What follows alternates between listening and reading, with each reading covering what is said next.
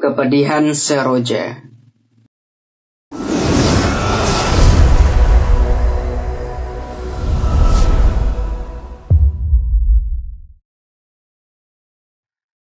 Aku bertemu Aruna saat dia sedang selfie di dekat serambi Masjid Jami Tegalsari.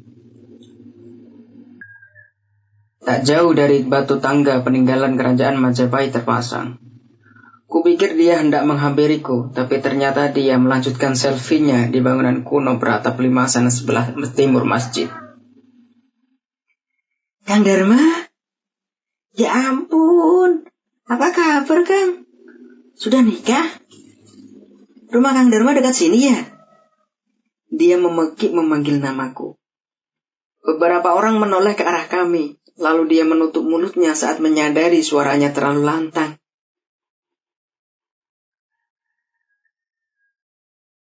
Aruna tidak berubah sejak zaman mondok. Dia ceria, molek, pemberani, khas putra-putri saudagar. Iya, dekat. Belum nikah aku, Run. Dia terkekeh. Aku bertanya dengan siapa Aruna datang. Apakah bersama rombongan ziarah? Dia menggeleng. Aku ngantar Alina, Kang. Dia masih di dalam. Sudah 2 jam lebih gak selesai. Nangis-nangis, kenapa? Dia juga belum cerita kenapa sedih gitu. Kang Dharma ziarah juga ya? Aku terhenyak, kaget, bingung. Lalu keingat pertemuan kami di dalam Yayahanan belum lama ini. Saat ku antar anak-anak yatim. Waktu itu mata Alina Suhita memang memerah. Kelopaknya basah. Bulu-bulu matanya berair. Kesedihan begitu nyata di wajahnya. Ada apa sebenarnya dengan Alina Suhita? Gak kesasar tadi, Run? Aku mengalihkan pembicaraan. Tidak dong, kan ada GPS. Dia tertawa lebar sambil melihat hasil selfie-nya. Sejujurnya aku tidak menyangka Suhita bisa sampai makam ini. Barangkali saja ini berhubungan dengan buku yang pernah kuberi. Tapi bisa saja ini hanya sebuah kebetulan. Dulu, zaman dia mondok, aku memang sering meminjaminya buku. Sebab kulihat dia memiliki gairah yang besar pada pengetahuan. Alina Suhita menghafal Al-Quran dengan sangat lancar. Dia mempelajari kitab kuning secara serius. Ia menghabiskan waktunya untuk hafalan dan membaca buku-buku tafsir. Tapi diam-diam, kulihat wajahnya penuh beban.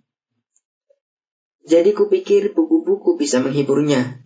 Kami jarang bicara, tapi dia selalu menerima niat baikku memberinya bacaan. Kami tidak akrab. Dia bahkan tidak pernah bertanya dari mana asalku. Sudah berapa lama aku menjadi ketua pondok? Atau dinia kelas berapa saja yang kuampu. Dia memang berbeda dengan santri putri manapun. Ia pandai menjaga jarak. Alina Suhita dikenal semua orang sebagai calon menantu Kiai Hanan. Dia sangat baik menjalankan peran itu, sampai semua orang mengatakan betapa beruntungnya Kiai Hanan akan punya menantu yang cantik dan gilang gemilang. Sebab semua orang tahu putra tunggalnya Gus Biruni masih sangat jauh dari alim dan khadik sebagaimana dirinya. Gus Biru dikenal sebagai seorang aktivis dan belum tampak ketertarikannya untuk meneruskan pesantren.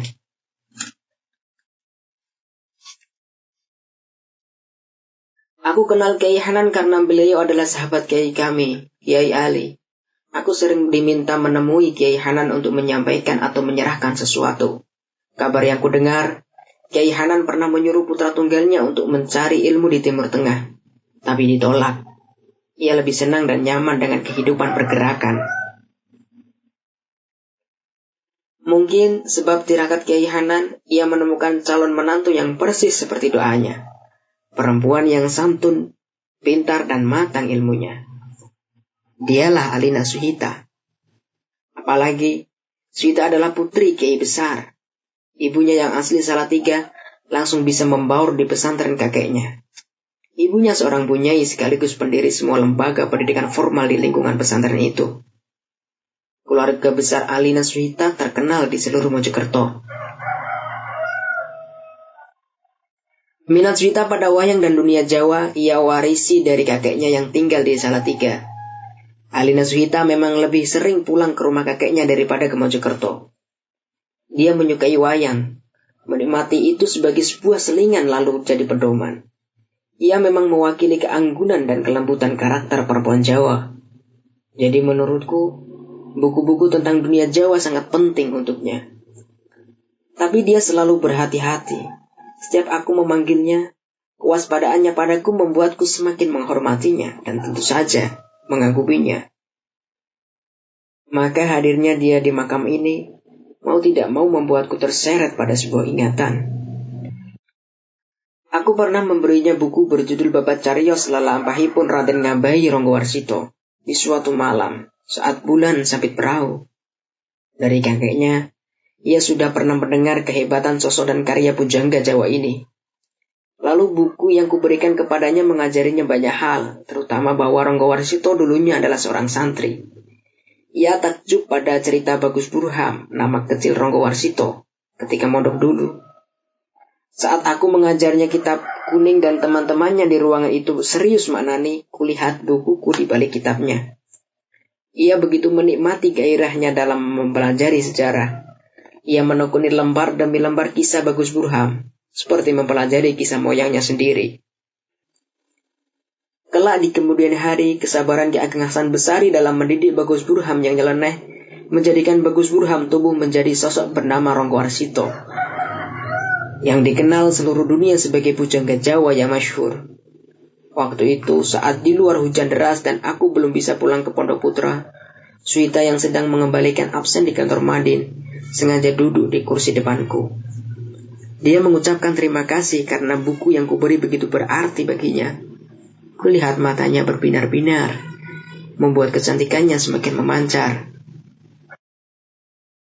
Seperti biasa, dia memang tidak banyak bicara, tapi di sebuah lembar kertas ulangan pelajaranku, dia menyatakan kekagumannya pada ketabahan dan karomah sang kiai dalam menghadapi Bagus Burham dan santri-santri lainnya.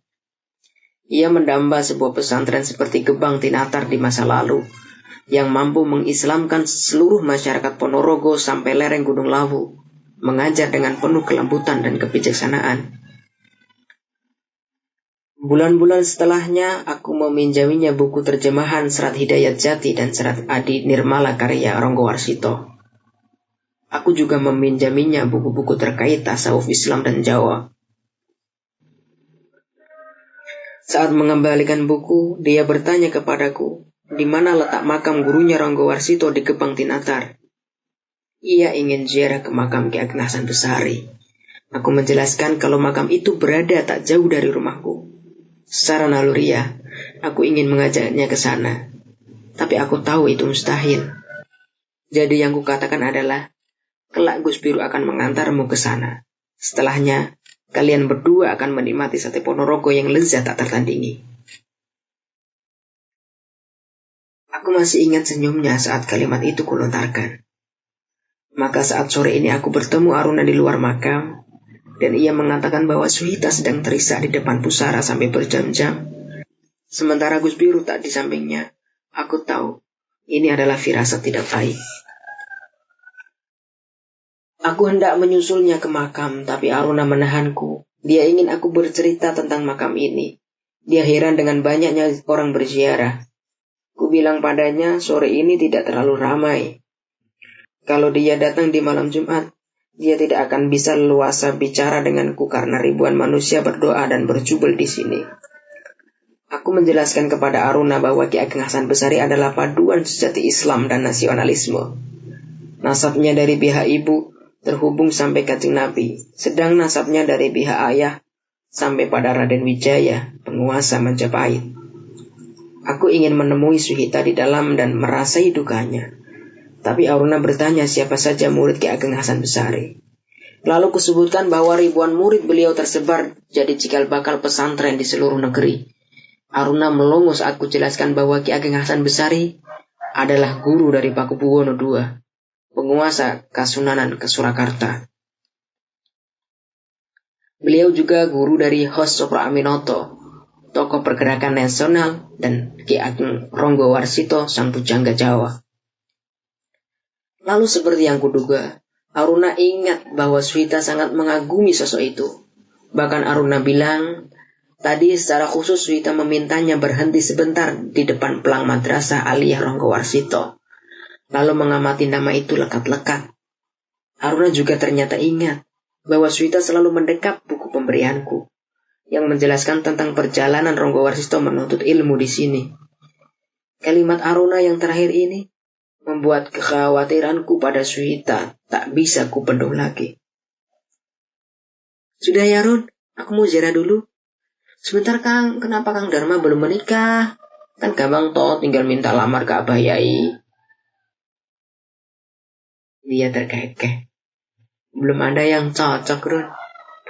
Aku ngeloyor pergi masuk ke makam.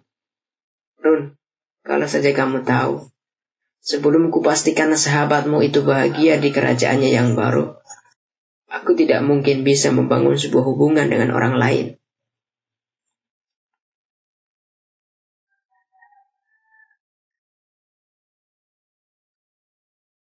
Sudah lama di sini, Kang? Swita bertanya sambil menutupi keterkejutannya. Belum, jawabku lirih. Tidak mungkin kuungkap pada Swita jika aku memperhatikannya sejak tadi. Sudah lama sekali.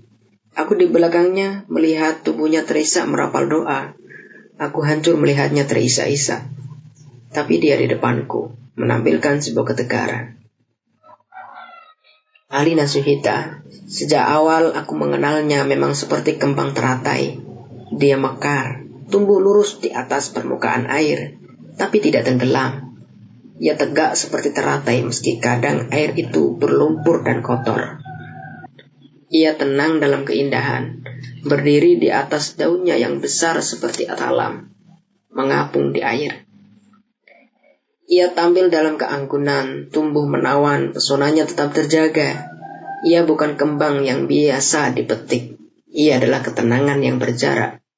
Ia menawan semua orang yang memandang, tapi ia pandai menciptakan batas.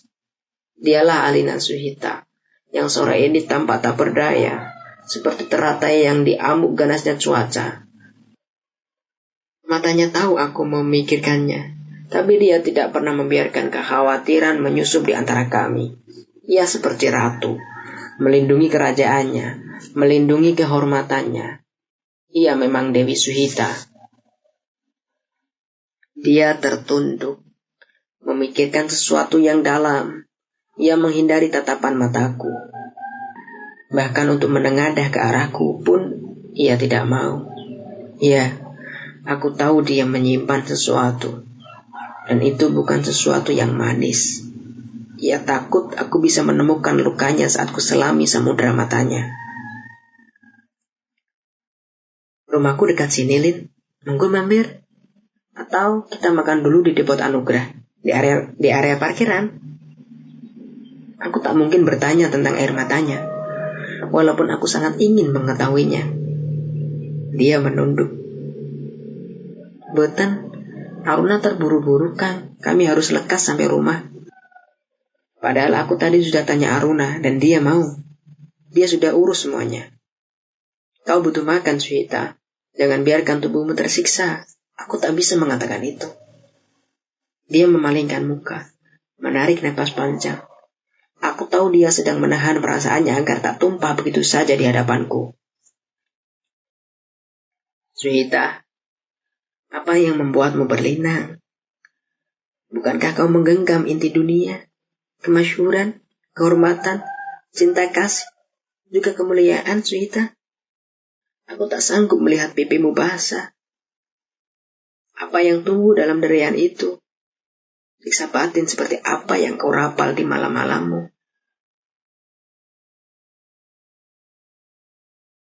Aku duluan ya. Nggih, Kang Dharma. Dia mengangguk, bersandar di tembok yang lembab dan dingin. Dia butuh tempat bersandar, tapi aku tak bisa apa-apa.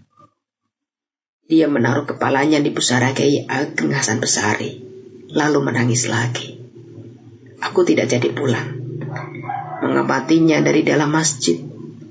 Kusandarkan punggungku di pilar kayu jati sambil menanyakan nomor Aruna kepada teman-teman alumni.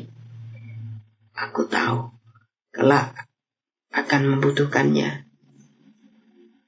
Dari kejauhan, aku melihatnya berjalan lunglai lalu menghambur ke pelukan Aruna. Sepertinya ia menceritakan sesuatu yang sangat penting. Dukanya bahkan membuat orang seperti Aruna menangis terseduh. Alina Suhita, aku sangat mengkhawatirkanmu. Tapi kau adalah sang ratu, jauh dari jangkauanku.